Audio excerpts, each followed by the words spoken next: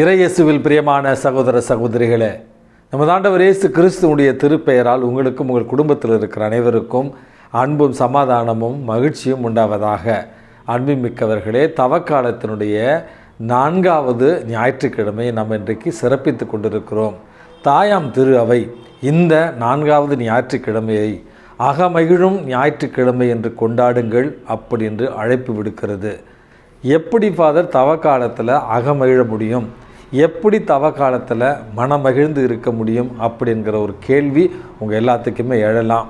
அதையும் தாண்டி இப்போ இருக்கிற இந்த ஒரு சூழல் அகமகிழ்கிற அல்லது மகிழ்ச்சியோடு இருக்கக்கூடிய ஒரு சூழலா? கடந்த 2-3 ஆண்டுகளாக ரஷ்ய உக்ரைன் வார் தொடர்ந்து நடந்து கொண்டு தான் இருக்குது. செய்தித்தாட்களில் அதை பற்றின எந்த செய்தியும் வராததால் அங்கு அமைதி நிலவுகிறது என்பது அர்த்தமல்ல. இன்றும் ரஷ்யாவுக்கும் உக்ரைனுக்கும் இடையே போர் நடந்து கொண்டு தான் இருக்கிறது. அதற்கு பிறகு இஸ்ரேல் பாலஸ்தீன போர் இன்றும் முடியவில்லை. இன்றும் பல மக்கள் கொலை செய்யப்பட்டு கொண்டு தான் இருக்கிறார்கள். மணிப்பூரில் நடந்த அந்த கலவரத்தை நாம் மறந்துவிட முடியுமா? ஆயிரக்கணக்கான பெண்களும் குழந்தைகளும் மாணவ மாணவிகளும் அங்கே வாழ்வதற்கு பாதுகாப்பின்றி இந்தியா முழுவதும் பல இடங்களில் தஞ்சமடைந்து கொண்டிருக்கிற ஒரு வருத்தமான நிகழ்வையும் இந்த காலத்தில் நம்ம பார்த்து கொண்டு தான் இருக்கிறோம். அன்புமிக்கவர்களே, உலகமெங்கும் வன்முறை நிகழ்ந்து கொண்டிருக்கிற ஒரு காலச்சூழலையும் கண்ணீரோடு தான் நம்ம பார்த்து கொண்டிருக்கிறோம். மறந்துவிடக்கூடாது என்பதற்காக மறுபடியும் நினைவூட்டுகிறேன். 3 நாட்களுக்கு முன்பாக பாண்டிச்சேரியில் கற்பழித்து கொலை செய்யப்பட்ட 9 வயது சிறுமி, அதே போல் சென்னையில் 3ஆம் வகுப்பு படித்து கொண்டிருந்த ஒரு சிறுமிக்கு அந்த பள்ளியினுடைய ஆசிரியர்களாலேயே பாலியல் துன்புறுத்தலுக்கு உட்படுத்தப்பட்டால் என்கிற கொடூர செய்தியையும் நாம் வாசிக்க கேட்டுக்கொண்டு தான் இருக்கிறோம். அன்புமிக்கவர்களே, இப்படியாக உலகிலும் இந்தியாவிலும் தமிழகத்திலும் நாம் வாழுகிற ஊர்களிலும் கூட இப்படிப்பட்ட கொடூரமான வன்முறைகளும் மனிதநேயமற்ற செயல்களும் நடந்து கொண்டிருக்கிற இந்த ஒரு காலச்சூழலில் எப்படி ஃபாதர் இந்த வாரத்தை அகமகிழும் ஞாயிற்றுக்கிழமையாக கொண்டாட முடியும் அப்படிங்கிற ஒரு கேள்வி உங்களுக்கு எழலாம். இந்த தவக்காலத்தினுடைய 4வது ஞாயிற்றுக்கிழமைக்கு முன்னால் வருகிற வெள்ளி சனி இந்த 2 நாட்களையுமே உலகம் முழுவதிலும் இருக்கிற கத்தோலிக்க கிறிஸ்தவ ஆலயங்களில் பங்கு தந்தையர்கள் தங்களுடைய பங்கு மக்களுக்காக ஆலயங்களை திறந்து வைத்திருக்க வேண்டும். திறந்து வைத்திருக்கப்பட்டிருக்கிற அந்த ஆலயங்களில் ஒப்புரவு அருட்சாதனத்திற்காக குருக்கள் காத்திருக்க வேண்டும். 24 மணி நேரமும் 7 நாட்களும் குருக்கள் இந்த ஒப்புரவு அருட்சாதனத்தை தர தயாராக இருக்க வேண்டும். ஒப்புரவு அருட்சாதனத்தை பெற்று இறைவனுடைய மன்னிப்பை பெற்று பிறகு தாம் வாழுகிற தங்களுடைய குடும்பங்களிலும் கிராமங்களிலும் மற்றவர்களுக்கும் இந்த ஒப்புரவு அருட்சாதனத்தின் மகிழ்ச்சியை பகிர்ந்து கொள்வதற்காகத்தான் இந்த தவக்காலத்தினுடைய 4வது ஞாயிற்றுக்கிழமையை திருத்தந்தை அகமகிழும் மகிழ்வுறும் ஞாயிற்றுக்கிழமையாக கொண்டாட நமக்கு அழைப்பு விடுக்கிறார். அன்புமிக்கவர்களே, இந்த உலகை தம்மோடு ஒப்புரவாக்கி கொள்ளதான் தந்தையாகிய கடவுள் தன்னுடைய ஒரே திருமகனை இந்த உலகிற்கு அனுப்பி வைத்தார். இதைத்தான் கிறிஸ்து பிறப்பு காலங்களில் வார்த்தை மனு உருவானார், நம்மிடையே குடிகொண்டார் அப்படிங்கிற அந்த வரிகள் மூலமாக இன்றைக்கு நம்ம உணர்ந்து கொள்ளலாம். அன்புமிக்கவர்களே, தந்தையாகிய கடவுள் தன்னுடைய திருமகனை இந்த உலகிற்கு, அதுவும் நீங்களும் நானும் நிலைவாழ்வை பெரும் பொருட்டு கையளித்த அந்த ஒரு நிகழ்வைத்தான் மகிழ்ச்சியோடு கொண்டாட தாயாம் திரு அவை நமக்கு அழைப்பு விடுக்கிறது. இன்றைக்கு நற்செய்தி வாசகத்தில் ஓர் இரவில் நிக்கதேமு ஆண்டவரிடத்தில் வந்து மறை நூல்களில் ஒளிந்திருக்கிற மறை உண்மைகளை இயேசுவிடமிருந்து கற்றுக்கொள்ள வருகிறார்.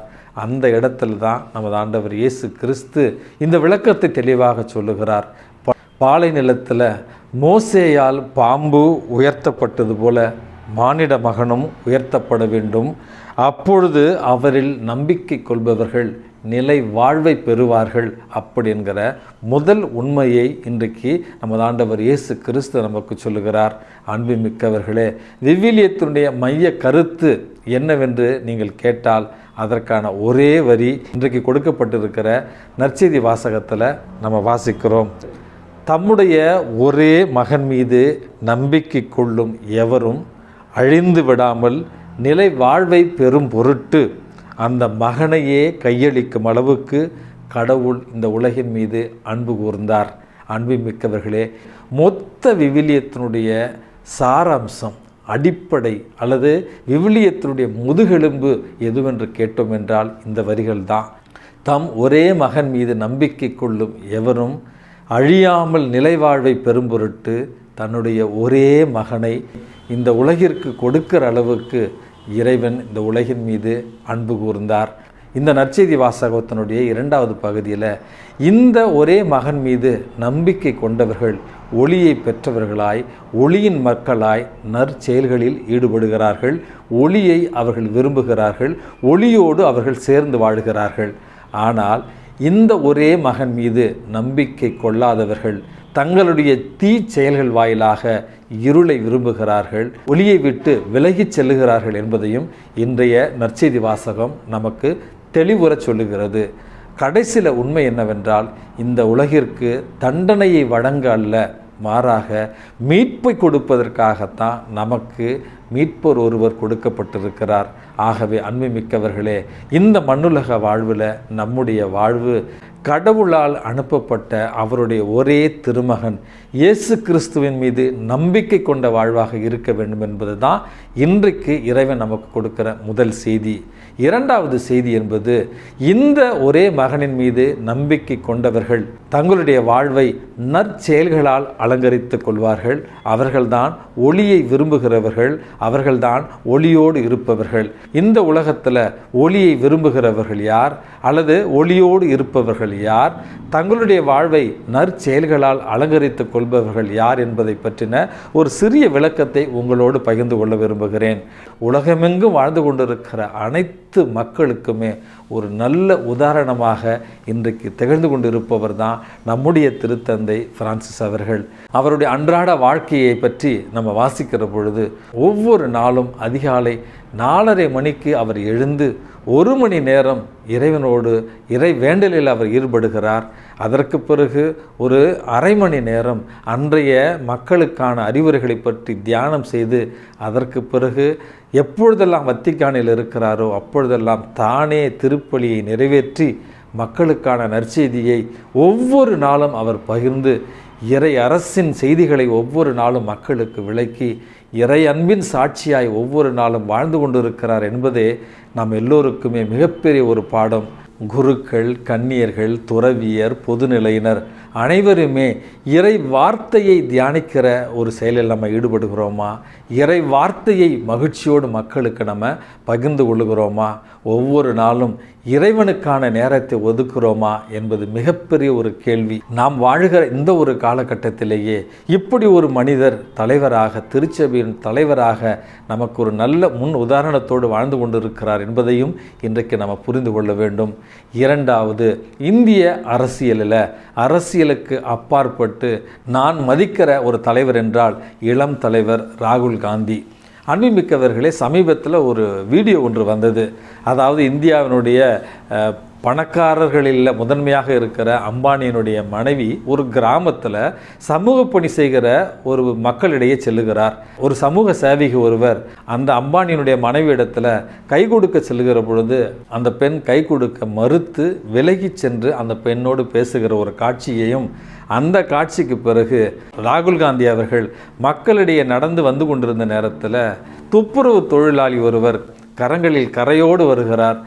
ராகுல் காந்தியோடு கை குலுக்க அவர் வெட்கப்படுகிற நேரத்தில் உழைக்கும் கரங்கள் இது என்று நடிப்பே இல்லாமல் அந்த துப்புரவு தொழிலாளரோடு அனைத்து அரவணைத்து மகிழ்வோடு உரையாடுகிற ஒரு காட்சியையும் பார்க்க நேர்ந்தது. அன்புமிக்கவர்களே, இறைவனுடைய பிள்ளைகள் நாம். இந்த உலகத்தில் உயர்ந்தவன் தாழ்ந்தவன் என்கிற ஏற்ற தாழ்வுகள் இல்லாத ஒரு நிலை வருகிற பொழுது தான் உண்மையானது ஒரு இறை ஆட்சி. இப்படிப்பட்ட ஒரு மனிதநேயமிக்க நல்ல மனிதர்களையும் இன்றைய சமுதாயத்தில் நம்ம பார்க்கிறோம். 3வது, கல்யாண சுந்தரம் என்று சொல்லப்படுகிற ஒருவர் தன்னுடைய அரசு பணியில் கிடைத்த அனைத்து பணங்களையும் ஏழை எளியவர்களுடைய கல்விக்காக முற்றிலுமாக கொடுத்துவிட்டு இன்றும் ஏழையாக வாழ்ந்து கொண்டிருக்கிறார் என்கிற ஒரு செய்தியை சமீபத்தில் நான் வாசித்தேன். போன வாரத்தில் இன்றைய மன்னாவில் நான் பகிர்ந்து கொண்டிருந்தேன். மதுரையைச் சேர்ந்த பூர்ணம்மா என்கிறவர் தன்னுடைய சொத்து முழுவதையும் ஏழை எளிய மாணவ மாணவிகளுடைய கல்விக்காக எழுதி கொடுத்து விட்டு மகிழ்ச்சியாக வாழ்ந்து கொண்டிருப்பதை அடுத்த ஒரு செய்தியையும் வாசித்தேன். 40 ஆண்டுகளாக வெறும் 5 ரூபாய்க்கு காலை உணவை வழங்குகிற ஒரு பெரியவருடைய வாழ்க்கையையும் உங்களோடு நான் பகிர்ந்து கொண்டேன். அன்புமிக்கவர்களே, இன்னும் நிறைய மனிதர்களை பற்றி, ஒளியின் மனிதர்களை பற்றி உங்களோடு நான் பகிர்ந்து கொள்ள முடியும். காரணம், இந்த உலகில் நான் தொடக்கத்தில் இருளின் மனிதர்களை பற்றி சொன்னேன். தங்களுடைய சுயநலத்திற்காக போரையும், தங்களுடைய சுயநலத்திற்காக வன்முறையையும், தங்களுடைய சுயநலத்திற்காக ஒழுக்கக்கேடான செயல்களை செய்து இருளின் மக்களாக வாழ்ந்து கொண்டிருப்பவர்களை தொடக்கத்தில் சொன்னேன்.